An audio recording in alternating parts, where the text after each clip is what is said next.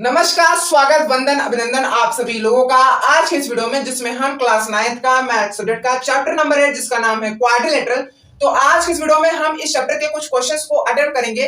तो बिना किसी देरी के शुरुआत करते हैं आज के इस वीडियो की और श्री गणेश करते हैं आज के इस क्वेश्चन प्रैक्टिस की वीडियो का। तो आज इस वीडियो का सबसे पहला क्वेश्चन ये कह रहा है कि ABC is a isosceles triangle, AD bisects angle PAC and CD is parallel to AB, show that। सबसे पहली चीज हमें ये शो करनी है कि angle DAC is equal to angle BCA, और दूसरी चीज जो हमें ये शो करनी है कि ABCD इज अ पैरेललोग्राम। एक बार फिर से इस क्वेश्चन का अर्थ समझ लेते हैं कि जो ये फिगर है इसमें जो एक ट्रायंगल बनता हुआ दिख रहा है हमें, ट्रायंगल ABC, वो एक आइसोसेलेस ट्रायंगल है।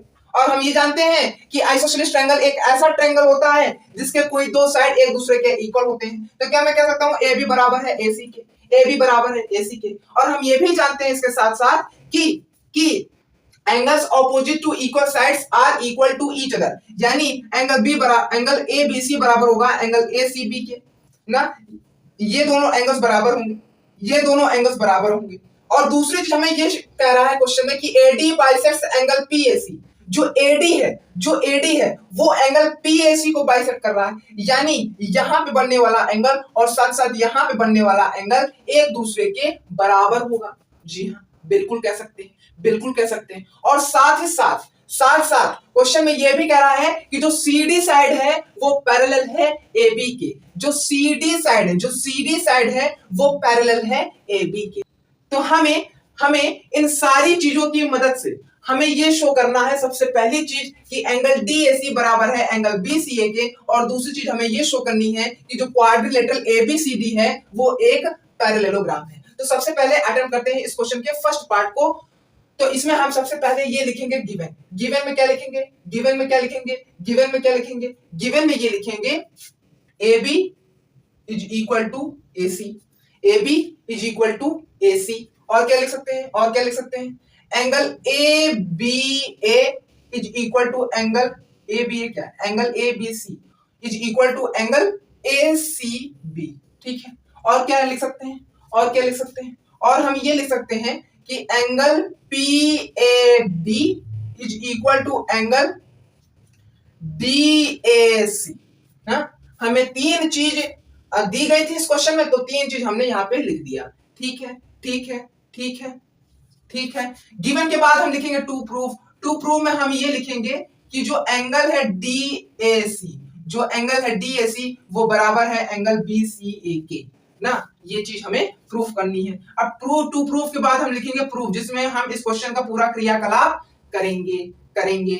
ठीक है। अच्छा, मैंने आपको ट्रायंगल्स में एक चीज बताई थी कि एक ट्रायंगल है, मान लीजिए इस तरीके का, ठीक है, और उसमें से कोई एक साइड और एक्सटेंड हो गई, यानी मान लीजिए मैंने इस ट्रायंगल के इस साइड को थोड़ा सा एक्सटेंड कर दिया, तो थोड़ा सा कुछ इस तरीके का आपको दिखेगा। यहाँ पे एक एंगल और बनता हुआ दिखेगा। बाकी यहाँ तो पहले से ही तीन एंगल बने हुए थे, लेकिन यहाँ पे एक एंगल और बन जाएगा अपने आप ना। तो अगर हमने ये एंगल की वैल्यू नहीं पता है, अगर हमें इस एंगल की वैल्यू नहीं पता है और हमें इस एंगल की वैल्यू निकालनी है, तो क्या हम कह सकते हैं कि इस एंगल की वैल्यू इस एंगल और इस एंगल के सम के बराबर होगी। हमने ये आपको बताया था। ठीक है। तो वही चीज हम यहाँ पे अप्लाई करेंगे। क्या करेंगे? अप्लाई करेंगे। एंगल PAC जो है, क्या एंगल ABC और एंगल ACB के सम के बराबर होगी? बिल्कुल होगी। क्यों होगी? क्योंकि जो ट्रायंगल है ABC और इसमें जो एक साइड है AB वो एक्सटेंड हो रही। बाकी तीन एंगल्स तो यहाँ बने ही थे पहले से, लेकिन एक एक्स्ट्रा एंगल यहाँ पे बन गया। तो हम ये कह सकते हैं, अगर हमें इस एंगल की वैल्यू नहीं पता है तो हम इस एंगल की वैल्यू निकाल सकते हैं by summing the both these angles, यानी एंगल ABA और एंगल ACB ना। अभी आपको नहीं समझ में आ रहा होगा, बट मैं अभी लिखूंगा तो आपको समझ में आ जाएगा। मैं अभी नहीं समझ पाया कि मैंने क्या बोल दिया। ठीक है। तो प्रूफ में क्या लिखेंगे? प्रूफ में हम ये लिखेंगे कि angle PAC is equal to angle ABC plus angle ACB ना। सही बात है कि नहीं? सही बात है ना। और हम PAC को हाँ, पीएसी को और किस तरीके से लिख सकते हैं? एंगल पीएसी को और किस तरीके से लिख सकते हैं? क्या हम एंगल पीएसी को इस तरीके से लिख सकते हैं कि angle PAD is equal to, नहीं, angle PAD plus angle DAC is equal to angle ABC plus angle ACB. ठीक है, ठीक है, ठीक है, ठीक है। तो क्या मैं एंगल पीएसी को कुछ इन दोनों एंगल्स के सम के बराबर कर सकता हूं? जरूर कह सकता हूं। तो कुछ इस तरीके का आपको एक्सप्रेशन बनता हुआ दिख रहा होगा।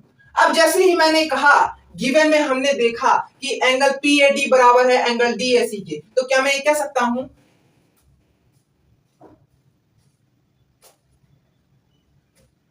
अच्छा, एंगल एसीबी को हम एंगल बीसीए भी कह सकते हैं, एंगल बीसीए भी कह सकते हैं।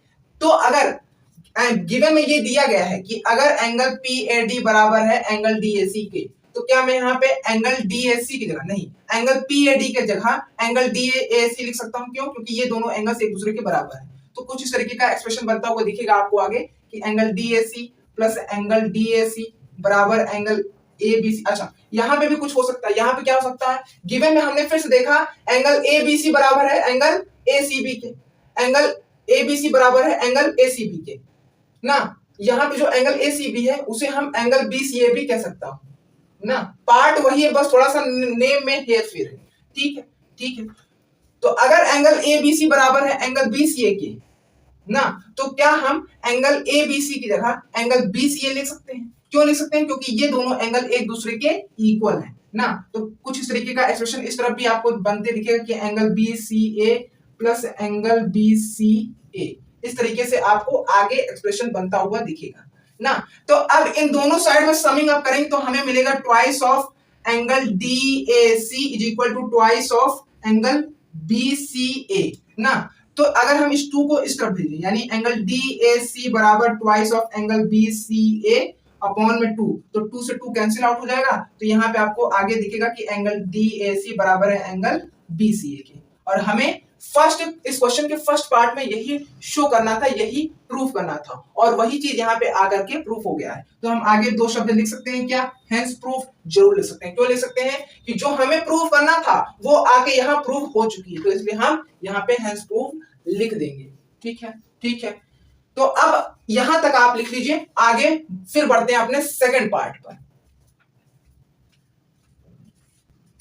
अच्छा, अब सेकंड पार्ट को अटेम्प्ट करते हैं इस क्वेश्चन के। ठीक है, गिवन वही रहेगा, बस टू प्रूव बदलेगा। टू प्रूव में हम ये लिखेंगे कि एबीसीडी इज अ पैरेललोग्राम। ठीक है, अब मैंने इस क्वाड्रिलेटरल चैप्टर के सेकंड वीडियो में मैंने आपको बताया था कि किसी भी क्वाड्रिलेटरल को हम पैरेललोग्राम कैसे प्रूव कर सकते हैं। तो उसके मैंने टोटल 5 रास्ते बताए थे, जिसमें से मैंने एक रास्ता ये बताया था कि अगर हम उस क्वाड्रिलेटरल के ऑपोजिट साइड को एक दूसरे के पैरेलल कर दे तो वो क्वाड्रिलेटरल एक पैरेललोग्राम माना जाएगा।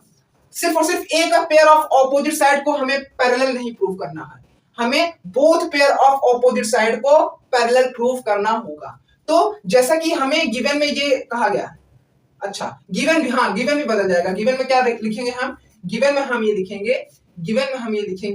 कि CD is parallel to AB, CD is parallel to AB ना। तो प्रूफ में हम ये सबसे पहले लिख देंगे कि CD पैरेलल है AB के। तो भैया एक पेयर तो इस क्वाड्रिलेटरल का पैरेलल हो गया, हमें दूसरा पेयर पैरेलल प्रूव करना होगा। तो कैसे प्रूव कर सकते हैं? अभी हमने फर्स्ट पार्ट में देखा कि एंगल DAC बराबर है एंगल BCA के, ना। तो क्या मैं कह सकता हूं AD will also be, therefore AD will also be parallel to BC। कैसे? तो ब्रैकेट में आप लिखोगे since angle DAC is equal to angle BCA। तो इतने में ही आपका ये both pair of opposite side एक दूसरे के पैरेलल हो जाएंगे। तो अगर both pair of opposite side किसी क्वाड्रिलेटरल के पैरेलल प्रूव हो गए तो क्या मैं कह सकता हूं कि ये जो ABCD क्वाड्रिलेटरल है वो एक पैरेललोग्राम है? तो जी हाँ, कह सकता हूं ना। तो क्या मैं फिर आगे ये 2 लाइन और लिख सकता हूं कि since both pairs of opposite sides are parallel to each other, therefore